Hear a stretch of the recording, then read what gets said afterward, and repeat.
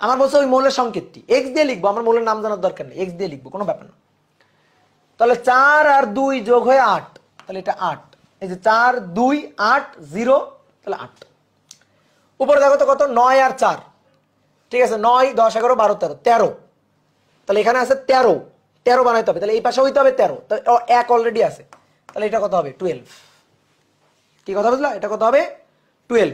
9 10 11 12 13, এখানে 1 আছে, তাহলে এখানে 12, তাহলে কত হইতে হবে 12 হইতে হবে, ঠিক আছে। অনেক বলছে ভাই একটু ম্যাথমেটিক্যাল হিসাব বলেন, আচ্ছা ম্যাথমেটিক্যাল হিসাব হচ্ছে 9 যোগ 4 বিয়োগ 1, তাহলে সমান সমান কত 12, ঠিক আছে, তাহলে এখানে হইতে হবে 12।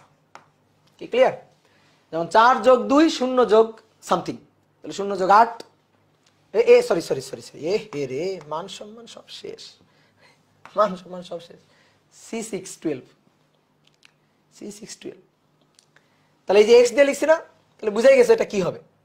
তাহলে এটা কি হবে 4 আর 2 8 হয় না, 4 আর 2 6 হয়, ঠিক আছে, ঘুমের সময় হয়ে গেছে তো উল্টাপাল্টা বকতেছি।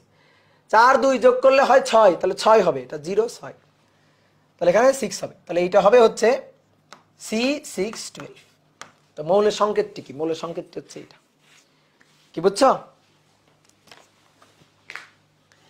তোমরা আবার এইটুকু কাটে টাটা পাবলিক গ্রুপে দিও না, তাহলে কিন্তু মান সম্মান শেষ, যে অপূর্ব ভাই 4 আর 2 যোগ করে 8 বানাইছে।